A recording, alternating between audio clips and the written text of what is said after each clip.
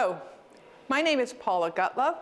I am a professor of practice at Simmons College, where I teach negotiation and leadership to MBA students and to undergraduates. And part of what I teach is principled leadership, ethics, and trust. So this seminar was particularly relevant to the work that I do.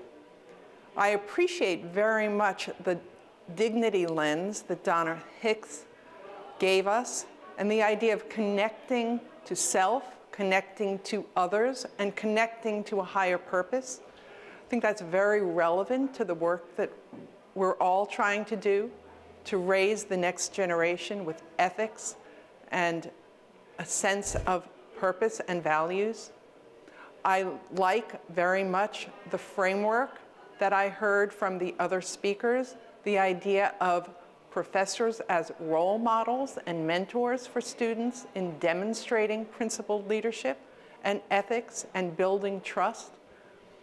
So this was a very valuable seminar, particularly because it used interdisciplinary lessons in a very practical way.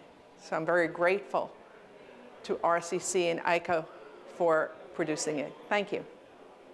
My name is Sharif Yunus. I'm a software engineer at Localytics, which is a tech startup in Boston. I'm very grateful to RCC and IECO, as well as the panelists for sharing their insights with us today. This panel was particularly relevant to me as a millennial, as a recent college graduate, and as a professional. And it provided a number of insights for me to carry with me in my professional work.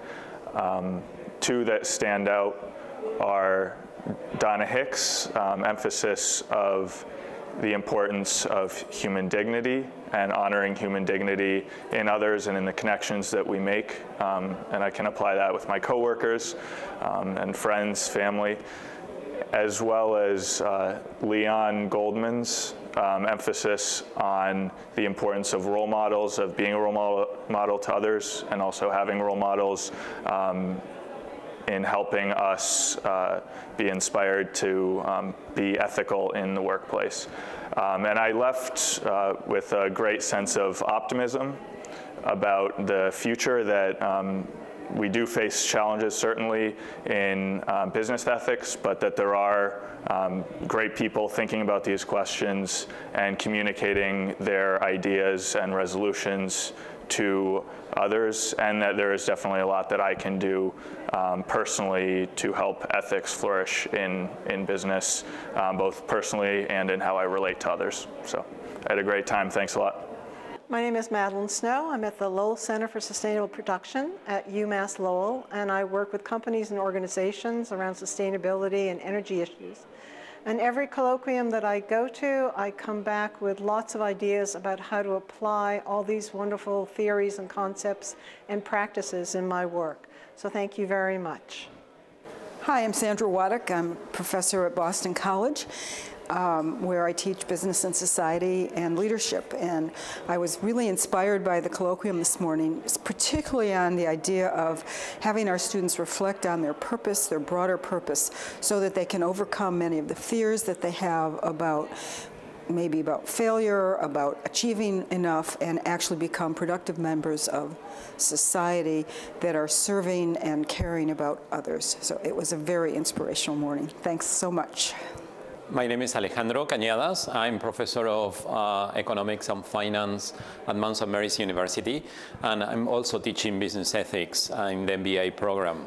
What I really like about today's colloquium has been the idea that the human person has a unity and the holistic view of looking at the human person in not only one level, but in a holistic way.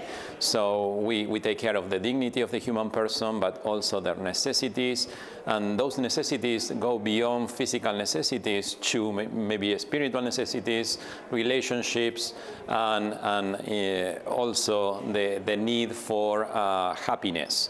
So business ethics and ethics in general is part of being human and shouldn't be in silos, but it should be integrated to the whole human person and their relationships. Hi, my name is Chris Kelley. I'm a communications and marketing consultant here in the Boston area, and it's very good to be back at the Colloquium. This is my second time attending the Colloquium, and it's vital to today's dialogue when it comes to building trust in education and business, and what role the university has to play, and what we can do to promote dignity, virtue in our society today. So I'm very grateful and very thankful to be here today. I look forward to the continued success and growth of the Colloquium. Thank you. My name is Tony Messina. I'm a fellow at the Bentley University in the ethics department. And in addition to that, I'm a consultant in terms of leadership and coaching as a biotech pharma person. And this is my third year at the Colloquium, and I've been just thrilled to be here and the invitation. I've learned a lot, whether it be from talking about the 3 C's today, or just talking about servant leadership, or reframing. It is an opportunity to process, learn something new, but also go home and see where you can implement this in your work, in your business. Hi, I'm Desmond Conway, and this is my first time at one of these colloquiums, and I was extremely grateful, not only for the invitation, but even more now in hindsight, having been able to be in this room, not only with the panelists, but all the people who were asking questions. And it really re-emphasized the importance of talking about these issues. It's important to understand that we live in a world where things can just become buzzwords, such as dignity and liberty, and even ethics. So we all seem to have an esoteric sense of ethics being good, but it's not until you sat down in this room and you hear professionals who have actually had to engage and tackle these issues, and academics, just from a thought perspective, talk about what it actually means to be ethical and living that out, and that really makes a concrete conviction of what it means to be ethical and gives you a roadmap for actually living it out. My name is Mary Jo White, and I'm the Dean of Curriculum and Faculty Development at the Willows Academy in Chicago. I was so grateful to be a participant at this colloquium. I think the biggest thing I took from it was a more realistic hope that through the reflection that we participated in together and the very practical skills, strategies, and resources that the professionals from so many different fields brought together and offered, that I now have a renewed sense of how to be educating both the teachers I work with as well as the students, and how to be prompting them to reflect so they can grow and serve others. Hi, my name is John Sherman, and I am General Counsel and Senior Advisor to SHIFT, which is a nonprofit organization dedicated to implementing the UN Guiding Principles on Business and Human Rights. And I work with businesses to help them respect human rights in all of their activities. What I got out of today's session is a reinforcement of the belief that business ethics and business respect for human rights are intimately intertwined. And in particular, one of the key takeaways that I got from today's session is that acting ethically has its own inherent moral value and isn't necessarily justified because it makes you feel better or it makes you more successful.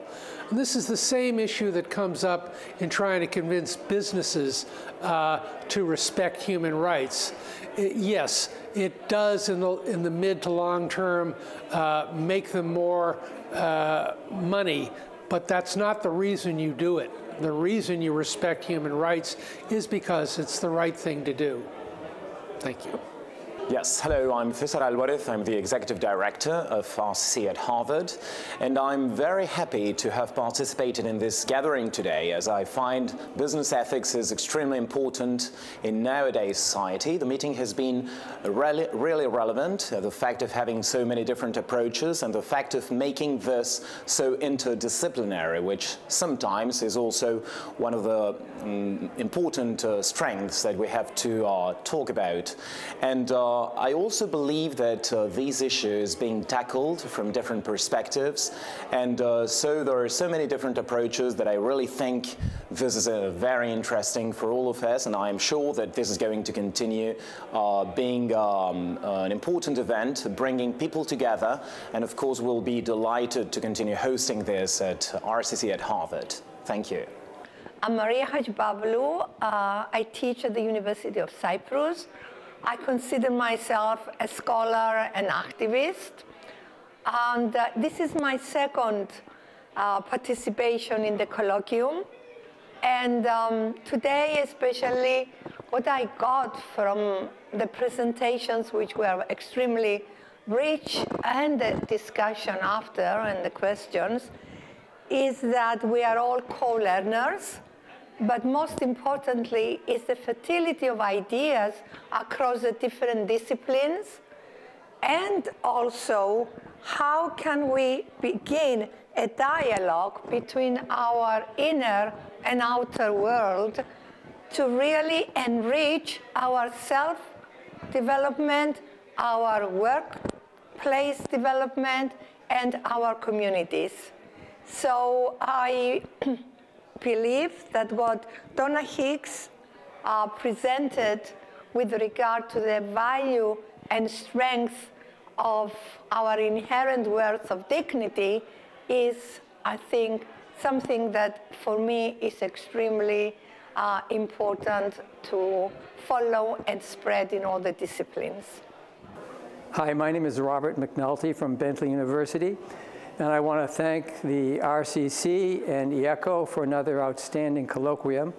We had a great variety of scholars from different disciplines, and a very active and diverse and informed and engaged audience.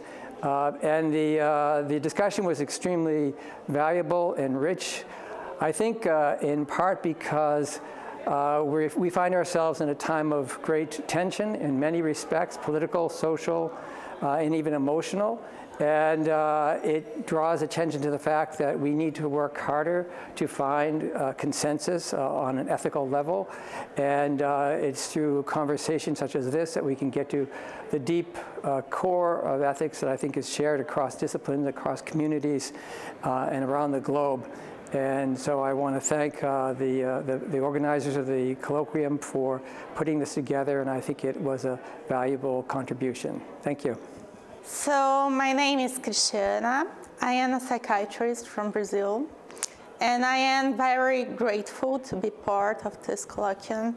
It was very interesting to see different perspectives and to have a space to discuss the role of education, not just making better professionals, but better human beings. I think that people are forgetting about that without this knowledge that is being created every day, technology and everything else, and people are forgetting about human beings. And maybe that's the challenge for the next centuries. My name is Lauren Stiller-Rickleen. I'm the president of the Rickleen Institute for Strategic Leadership and a visiting scholar at the Boston College Center for Work and Family. I was delighted to have the opportunity to participate today. I spend a lot of my time in workplaces across the country, speaking, training, consulting on issues relating to women's leadership and advancement and the multi-generational workplace, issues of unconscious bias. And it felt very reaffirming to be able to be in a room full of people who are all very deeply committed to changing the culture of our workplaces, changing the culture of the way in which we engage with one another, to think about things like the dignity of every person and how we make leaders care about the workplace and change culture in a way that actually produces greater results and greater engagement. So I'm very grateful for this opportunity to have heard from so many other experts. I felt like a sponge just absorbing information throughout the morning, and I'm delighted and look forward to coming again. Thank you. I'm Dr. Max Torres at the Bush School of Business and Economics at the Catholic University of America in Washington, D.C. I came here because I'm a longtime acquaintance and friend of Manolo Guillen, who invited me to this conference the first time a couple of years ago, and I couldn't make it. I'm very happy I made it this time. It was a panel of 5 very interesting speakers. I learned a lot about human dignity today. I learned that there was somebody specifically working in that field, and I wasn't aware of all the things that she was doing. That's Donna Hicks. I also got a very strong sense of the ability to take a number of these problems that we're all dealing with in educating people generally, educating millennials specifically, how so many of these terms can be put in or how many of these ideas and problems can be put in terms of psychiatry and of psychology. And Dr. Majors, I believe was his name, was illuminating to me, rather illuminating. All 5 speakers, I thought, had something to bring to the table. And I'm very pleased to have been here. I'll go back to my institution. I have a lot of reading to do. Every time you come to a conference like this, it expands your horizons.